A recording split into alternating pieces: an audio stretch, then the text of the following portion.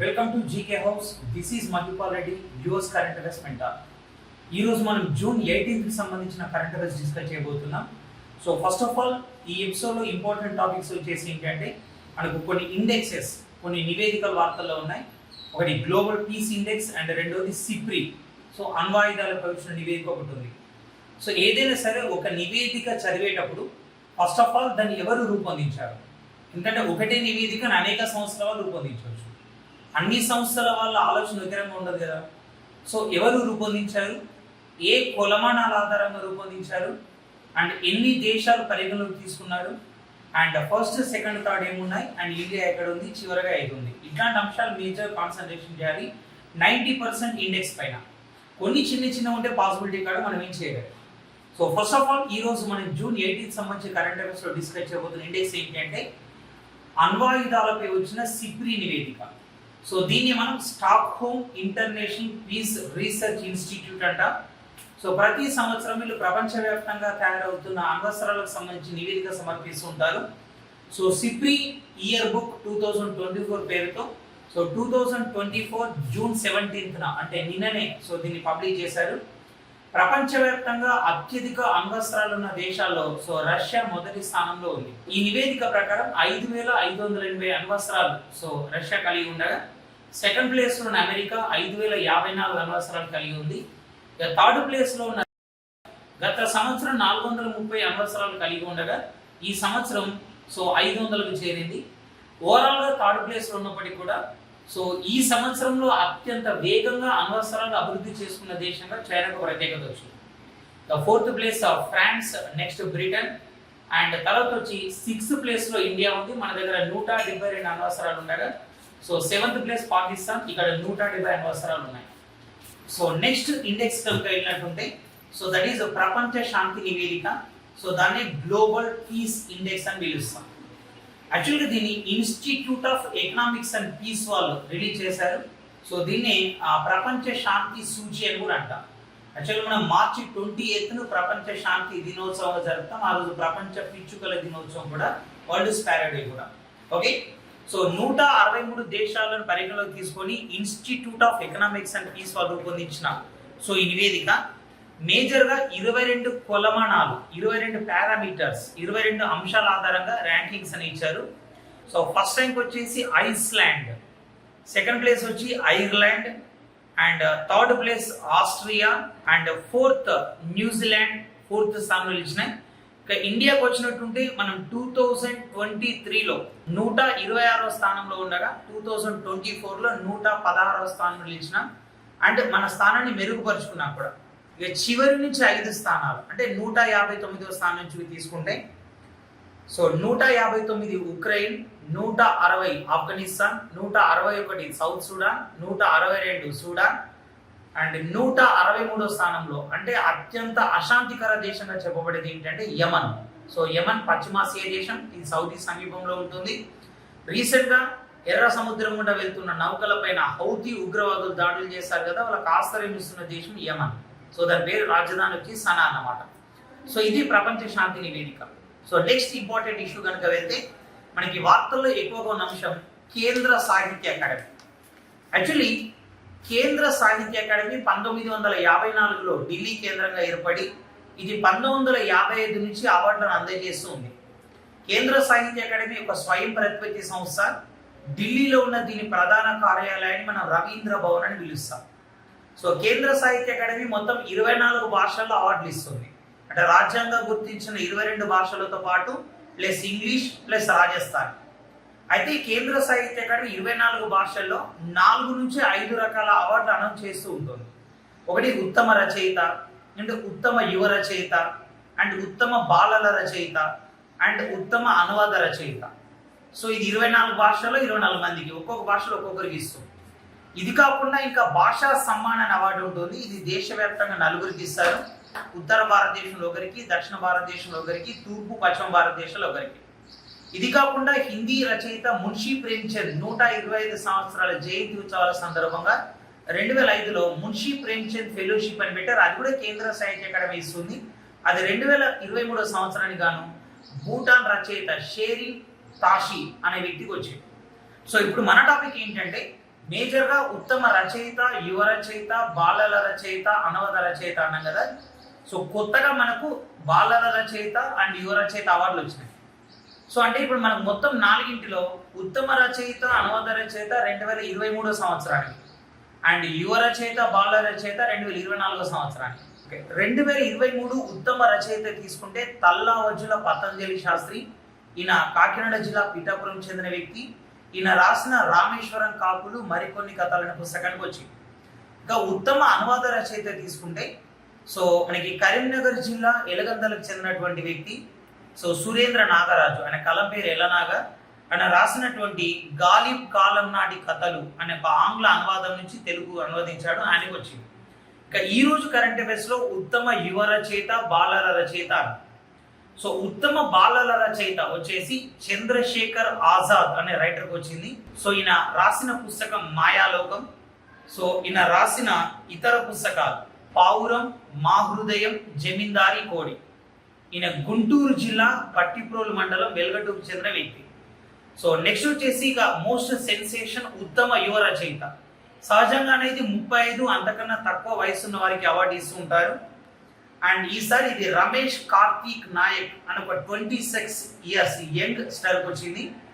1955 నుంచి ఇప్పటిదాకా కేంద్ర సాహిత్య అకాడమీ చరిత్రలోనే సో అతి చిన్న వయసులో ఈయన అవార్డుకి ఎంపికైన వ్యక్తి.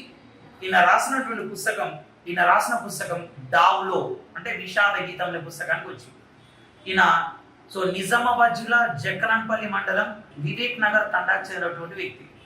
ఈయన రాసిన 2 పుస్తకాలు కూడా, ఒకటి ఆంధ్ర యూనివర్సిటీ సిలబస్ గా, ఇంకొకటి కాకతీయ యూనివర్సిటీ సిలబస్ గా ఉంది.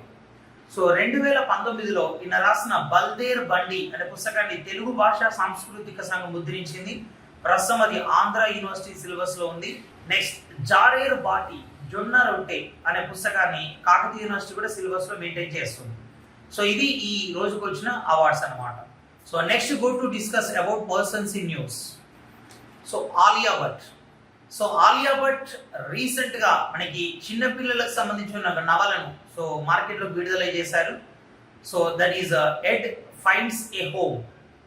అండ్ ఆలియా భట్ వచ్చి మనకు 2023 ఆగస్టులో ప్రకటించిన 69వ నేషనల్ ఫిల్మ్ అవార్డ్స్ లో సో కృతి సనన్ మినీ సినిమాలో నటనకు గాను జాతీయ ఉత్తమ నటి వస్తే, ఆమెతో పాటు గంగూబాయ్ కతియావాడి అనే సినిమాలో నటనకు గాను ఆలియా భట్ కూడా ఉత్తమ నటి అవార్డు పొందడం జరిగింది. సో ఆమె చిన్న పిల్లల కోసం విడుదల చేసే పుస్తకం Ed finds a home. Next one Muralidhar Chandrakant బండారే.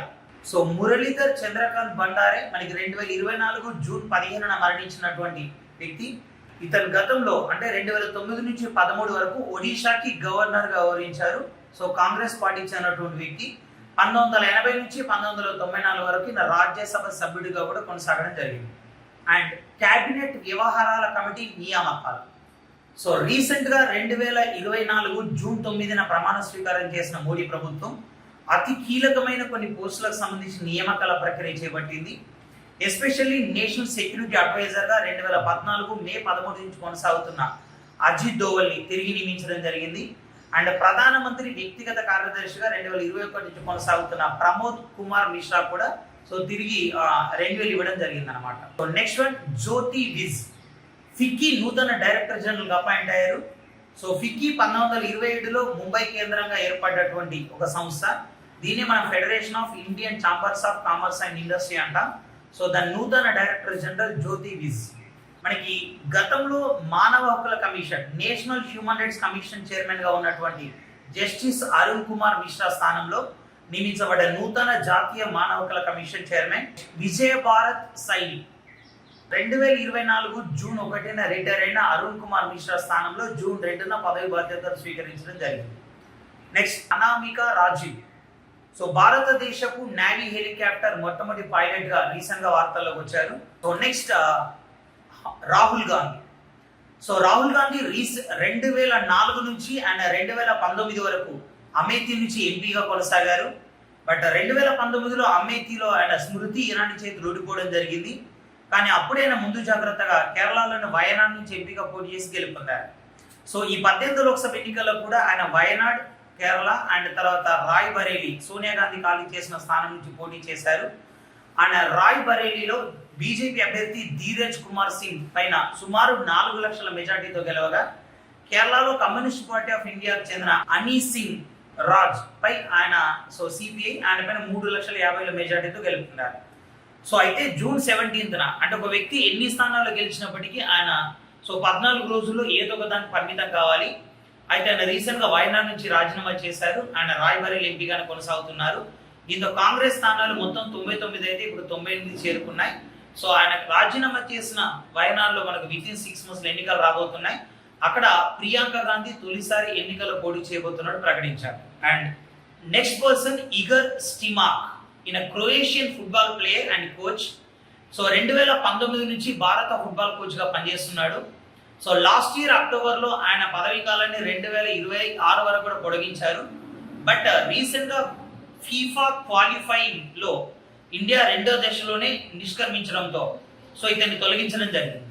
సాధారణంగా సులువుగా డ్రా ఉన్నప్పటికీ కూడా భారత ప్లేయర్లు విఫలం కావడంతో కోచింగ్ గా బాధ్యత చేసి తొలగించారు. దీనిగా నష్టపరిహారంగా ఆయన 3 కోట్లు చెల్లించడం కూడా జరుగుతుంది. అండ్ ఫెర్గుసన్ రీసెంట్ గా మనకి 2024 జూన్ 1 నుంచి 29 వరకు వెస్టిండీస్ అమెరికా కేంద్రంగా అండర్ 2020 వరల్డ్ కప్ జరుగుతుంది కదా. దానిలో భాగంగానే న్యూజిలాండ్ పపువా న్యూగినియా మ్యాచ్ లో న్యూజిలాండ్ బౌలర్ ఫెర్గుసన్ 4 ఓవర్లు బౌలింగ్ చేసి 1 పరుగు కూడా ఇవ్వకుండా 4 మేడిన్ ఓవర్లు వేసి 3 వికెట్లు తీసుకోవడం జరిగింది. ఈ ప్రత్యేకత పొందిన ప్రపంచంలో 2వ బౌలర్, అంటే 4 ఓవర్లు కూడా మేడిన్ వేసిన 2వ bowler. Canada captain Saad Bin Zafar పై ఇద్దరు 4 ఓవర్లు మెయింటైన్ చేసినప్పటికీ కూడా ఫెర్గుసన్ 3 వికెట్లు సాధిస్తే ఫస్ట్ ఫీట్ సాధించిన సాద్ బిన్ జాఫర్ 2 వికెట్లు సాధించడం జరిగింది. అండ్ వ్లాదిమిర్ పుతిన్ ఉత్తర కొరియా పర్యటన.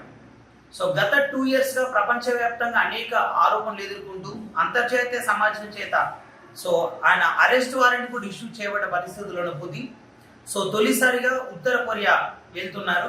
యాక్చువల్గా సెకండ్ వరల్డ్ వార్ జరిగినప్పటి నుంచే ఉత్తర కొరియా అమెరికా మధ్య సంబంధాలు క్షీణించినాయి. కానీ 2019లో కిమ్ జోంగ్ ఉల్ స్థానంలో అంటే కొడుకు కిమ్ జోంగ్ ఉన్ వచ్చిన తర్వాత అప్పట్లో ఆయన రష్యా సందర్శించాడు. లాస్ట్ ఇయర్ కూడా కిమ్ జోంగ్ ఉన్ రష్యా సందర్శించడం జరిగింది.